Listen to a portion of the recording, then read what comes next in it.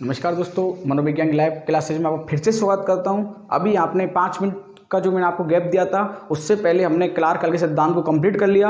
अब जो हम पढ़ने जा रहे हैं दोस्तों, बहुत इंपॉर्टेंट चैप्टर है ये भी। सी टेट में और रीट में तो यहाँ सर पेपर में हर साल पेपर में प्रश्न आ रहे हैं और बिल्कुल शिक्षण विधियों में ज़्यादा प्रश्न आ रहे हैं, तो उसको आज कंप्लीट कर लूँ। आप सामाजिक अधिगम का सिद्धांत, सामाजिक अधिगम का जो सिद्धांत दिया था वो दोस्तों किसने दिया था? अल्बर्ट बाउंड्रा ने। और दोस्तों इसका जो सहयोगी था, यदि आपसे पूछे कि इसका जो मुख्य सहयोगी था वो कौन था, आप बता सकते हो आपकी इसका मुख्य सहयोगी कौन था? बोल्टर। कौन था दोस्तों? बोल्टर। देखो सामाजिक अधिगम 2 4 5 प्रश्न मैं आपको क्लियर कर देता हूँ सामाजिक अधिगम से, पर लेकिन क्या है कि ना, इसको अपन कंप्लीट जब सामाजिक विकास पढ़ाएंगे बालक का, बाल विकास में, अभी शिक्षा मनोविज्ञान पढ़ा रहे हैं हम लोग, उसके बाद जब चाइल्ड डेवलपमेंट पढ़ाएंगे, जब पूरा पढ़ाऊंगा आपको। फिलहाल मैं सिर्फ आपको 2 5 प्रश्न क्लियर कर देता हूँ। प्रश्न आ जाए, देखो 3 4 प्रश्न बनते हैं कि बच्चे का सामाजिक विकास प्रारंभ होगा शैशवावस्था में। किस अवस्था में? शैशवावस्था में। सर्वाधिक किसमें होगा? बाल्यावस्था में। किसमें? बालावस्था में। और पूर्ण रूप से किसमें हो जाएगा दोस्तों? किशोर अवस्था में। किसमें हो जाएगा? सर्वाधिक होता है दोस्तों बाल अवस्था में, क्योंकि बच्चा विद्यालय में रहता है। सबसे ज़्यादा 6 से जो 12 वर्ष तक की अवस्था होती है, इस अवस्था में बच्चे का सामाजिक विकास होता है। प्रश्न ये भी आ सकता है कि बच्चे का विकास कहाँ से प्रारंभ होता है? जन्म के बाद। क्या? जन्म के बाद, और मृत्यु पर्यंत तक बच्चे का सामाजिक विकास चलता है। एक प्रश्न पेपर में ये भी आया था, बहुत इंपॉर्टेंट प्रश्न है, क्या जन्म समय बच्चा सामाजिक होता है या असामाजिक? क्या बच्चा जन्म के बाद, जैसे बच्चे ने अभी जन्म लिया हुआ है, ठीक है, तो क्या बच्चा सामाजिक होगा या असामाजिक? तो दोस्तों याद रखना, न तो बच्चा सामाजिक होता है और न ही क्या होता है? असामाजिक। अभी बच्चे ने जन्म लिया तो क्या मालूम उसको कि समाज क्या है और असामाजिक क्या है, कि पॉजिटिव चीज़ क्या है और नेगेटिव क्या है। तो दोस्तों ये चीज़ आप लोग याद रखना कि जन्म के समय बच्चा नहीं तो सामाजिक रहता है, नहीं क्या रहता है? असामाजिक। तो दोस्तों अब जो सामाजिक अधिगम की बात करने जा रहे हैं, उसको आप लोग अच्छे से पढ़ना कि अल्बर्ट बाउंड्रा ने अपने सिद्धांत में क्या बताया। सबसे जो पहले मुख्य चीज़ है कि इस सिद्धांत में इसने प्रयोग किस पर किया। प्रश्न आ जाए, इस सिद्धांत में इसने प्रयोग किस पर किया? तो दोस्तों आंसर है इसका जोकर, गुड़िया और बालक पर। जोकर, गुड़िया और किस पर दोस्तों? बालक पर। देखो इस सिद्धांत के बारे में भी 2 मत हैं, पर लेकिन कोई बात नहीं, अपने को दोनों ही सीख लेते हैं। पेपर में आएगा एक ही तरीका से आएगा, पर लेकिन है तो सामाजिक अधिगम सिद्धांत। एक बात याद रखना, बालक जिस तरह के समाज में रहता है उसका अधिगम वैसा ही होता है।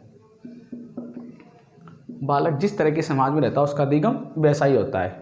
अर्थात कहने का मतलब दोस्तों, आज एक मान लो इंग्लिश या ब्रिटेन का बच्चा जो इंग्लिश बोलते हैं, अमेरिका वगैरह पश्चिमी जो देश हैं इंग्लिश बोलते हैं, आज उनका पालन पोषण यदि अपन हिंदुस्तान में करें तो दोस्तों मैं कहूँ बिल्कुल वो हिंदी बोलेंगे।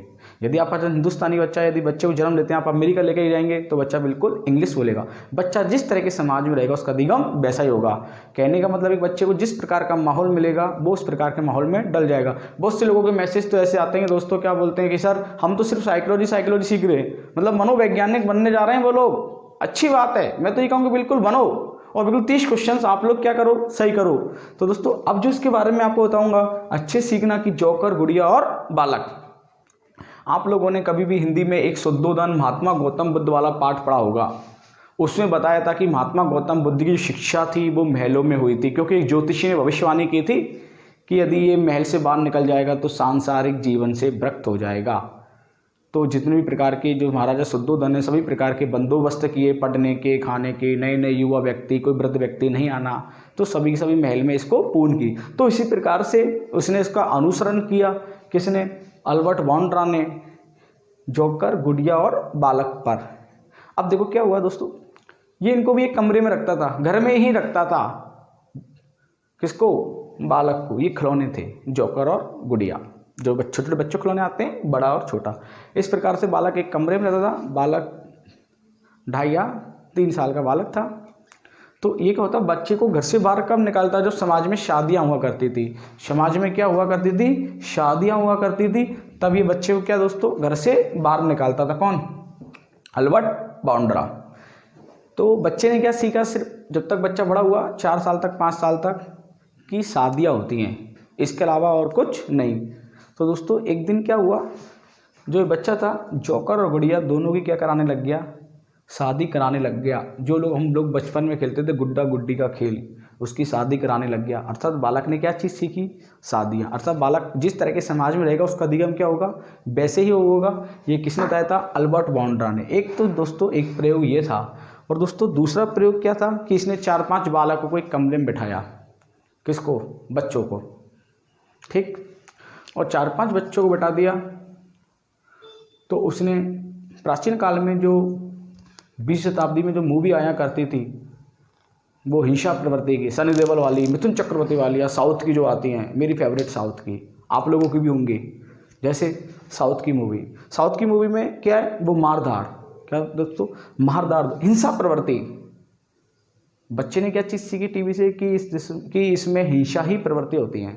ये चीज़ अच्छे से सीख लिया उसने। अब तो दोस्तों वो बच्चे क्या करने लग गए? एक दूसरे में मारधाड़ करने लग गए, हिंसा प्रवृत्ति अपनाने लग गए, गाली गलौज तक भी करने लग गए। क्यों? बच्चे ने क्या चीज़ सीखी थी कि यार ये चीज़ होती है, और बच्चे उससे जाकर होते थे, उत्तेजक होते थे। तो बच्चा जिस तरह के समाज में रहेगा वैसा ही बालक व्यवहार अपनाएगा। प्रश्न आया था सीटेट में कि एक बालक हिंसा प्रवृत्ति की मूवी को देखकर हिंसा प्रवृत्ति अपनाता है, मतलब मारधाड़ देख करके दोस्तों वो सीखेगा। यदि किसी दोस्तों को प्यार प्रेम संस्कार मिलेंगे तो दोस्तों वो बच्चा वो चीज़ सीखेगा। तो कहने मतलब ये है कि बालक जिस तरह के समाज में रहेगा उसका अधिगम क्या होगा? वैसा ही होगा। दोस्तों इस सिद्धांत को बेबी डॉल का सिद्धांत भी कहते हैं। प्रश्न पेपर में आया हुआ है कि सिद्धांत को बेबी डॉल, बेबी यानी बालक, डॉल यानी गुड़िया, बेबी डॉल का सिद्धांत भी कहते हैं। और दोस्तों अपनाना, समाज से अपनाना, तो इस सिद्धांत को प्रेक्षणात्मक अधिगम भी कहते हैं। क्या कहते हैं दोस्तों उसको? प्रेक्षणात्मक अधिगम। तो ये चीज़ कंप्लीट हुई, समाज से अपनाना, प्रेक्षणात्मक अधिगम। दोस्तों बच्चे ने हिंसा प्रवृत्ति अपनाई तो इस सिद्धांत को आक्रामकता का सिद्धांत भी कहते हैं। क्या कहते हैं दोस्तों? आक्रामकता का सिद्धांत भी कहते हैं। रचनात्मक कार्यों में भी सिद्धांत अच्छा है। रचनात्मक कार्यों में कैसे दोस्तों? वैसे रचनात्मक कार्यों के लिए सर्वश्रेष्ठ सिद्धांत पूछे तो गेस्टाल्टवादी। यदि ऑप्शन में गेस्टाल्टवादी नहीं आ रहा है तो क्या करना अपने को? अल्बर्ट बाउंड्रा। क्योंकि रचनात्मकता के लिए दोस्तों कोई क्रिएटिविटी, कोई पेंटिंग बना रहा है तो उसको देख कर भी अपन पेंटिंग बना सकते हैं। सही है नहीं है? जैसे मान लो कोई बड़ा पेन को छोटा पेन कर रहा है, नाप बना रहा है, बच्चा भी नाप बना रहा है। कोई पेड़ों में पानी पिला रहा है, उसको देख के हम भी पेड़ों में पानी पिला सकते हैं। तो रचनात्मक कार्यों में भी सिद्धांत क्या है दोस्तों? बढ़िया है। दोस्तों जो मैं आपको पढ़ा रहा हूँ इस सिद्धांत का व्यवहार में परिवर्तन किया गया है। प्रश्न आ जाए कि बच्चे का व्यवहार में परिवर्तन, अल्बर्ट बाउंड्रा ने व्यवहार में परिवर्तन वाला कारक बताया है, तो है दोस्तों क्या? सामाजिकता। बहुत इंपॉर्टेंट प्रश्न है कि बच्चे में, बालक में व्यवहार का जो परिवर्तन होता है वो किसके माध्यम से होता है? सामाजिकता के माध्यम से होता है। दोस्तों व्यवहार कितने प्रकार होता है? 2 प्रकार का, याद रखना। प्रश्न आ जाए कि व्यवहार, कि बालक का जो व्यवहार है वो कितने प्रकार का होता है? 2 प्रकार का दोस्तों होता है। संज्ञान का मतलब सोचना, पहले तो सोचना है, चिंतन करना है कि यार ये कैसे कर रहा है। और दोस्तों एक है कौन सा? प्रत्याशा।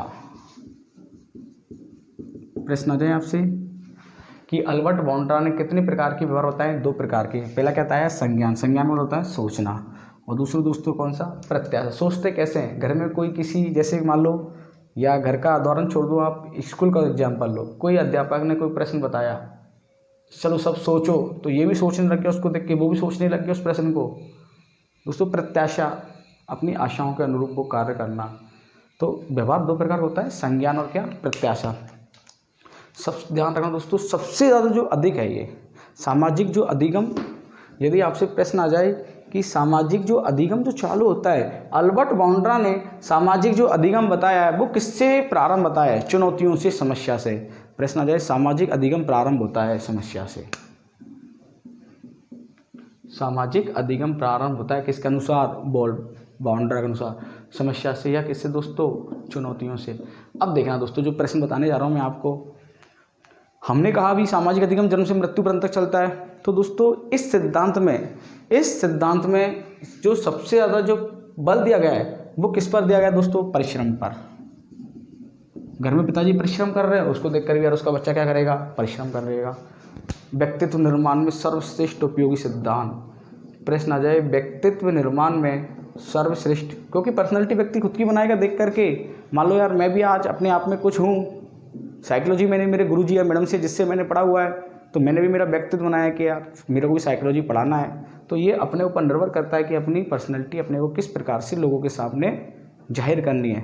संस्कार, अच्छे संस्कार के लिए सर्वश्रेष्ठ उपयोगी, अच्छे आदर्श के लिए, क्योंकि माँ बाप का संस्कार अच्छा है, घर का माहौल अच्छा है तो व्यक्ति में ऑटोमेटिक संस्कार अच्छे होंगे, घर से आदर्श अच्छे मिलेंगे तो बच्चे में ऑटोमेटिक आदर्श अच्छे मिलेंगे। यह सिद्धांत कलाओं में भी सर्वश्रेष्ठ सिद्धांत है। कलाओं में भी, कलाओं में निपुणता, प्रश्न आ जाए, कलाओं में निपुणता के लिए सर्वश्रेष्ठ सिद्धांत किसको बनाया गया? सामाजिक अधिगम के सिद्धांत को बताया गया है। दोस्तों इस सिद्धांत को अवलोकन सिद्धांत भी कहते हैं, देख करके सीखना। क्या दोस्तों प्रश्न आ जाए, इस सिद्धांत को क्या कहते हैं? अवलोकन का सिद्धांत भी कहते हैं। और दोस्तों इस सिद्धांत को प्रतिरूप का सिद्धांत भी कहते हैं। इंपॉर्टेंट प्रश्न है, याद रखते जाना। इस सिद्धांत को क्या कहते हैं दोस्तों? प्रतिरूप का सिद्धांत भी कहते हैं और प्रक्षेणात्मक सिद्धांत। ये भी पेपर में कई बार आ चुका है कि किस सिद्धांत को प्रक्षेणात्मक सिद्धांत कहते हैं, देख करके सीखना। प्रक्षेणात्मक सिद्धांत। दोस्तों भाषा निर्माण में भी सिद्धांत सर्वश्रेष्ठ है। क्या? भाषा निर्माण में भी। प्रश्न आ जाए, भाषा निर्माण। भाषा निर्माण का मतलब आप जिस तरीक़ा से बच्चों से बोलोगे बच्चा उसी प्रकार से बोलेगा। अरे सामाजिक अधिगम का मतलब है कि जिस जहाँ पर रहना वहाँ पर सीखना, जैसा जो व्यक्ति रहेगा उसको देख करके सीखेगा। आज जैसे होता है कि आज क्लास में अध्यापक जाता है, समझना मेरी बात को, जो मैं आपको सिखाने जा रहा हूँ। आज आपकी जॉब लगेगी, आप लोग स्कूल में जाओगे, जिस तरीके से आप कपड़े पहन के जाओगे ना, आपके स्कूल में बच्चे वैसे कपड़े पहन के आएंगे। आपकी जो हेयर स्टाइल होगी उसको भी देखकर बच्चा हेयर स्टाइल इस तरीक़ा से होंगे कि अध्यापक इस तरीक़ा से आया हुआ है, मैम इस तरीक़ा से आई है। तो दोस्तों बच्चा भी उन चीज़ों को बहुत जल्दी ग्रहण करते हैं, ज़्यादातर बच्चियाँ।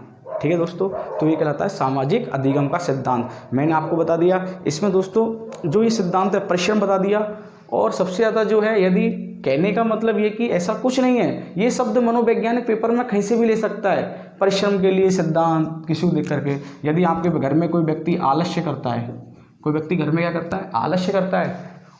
मान लो आलस्य का मतलब ये कि घर में कोई व्यक्ति सुबह 8 बजे जाग रहा है, तो उसको देख करके यार मैं भी सो जाता हूँ, ये भी 8 बजे जग रहा है, तो क्या?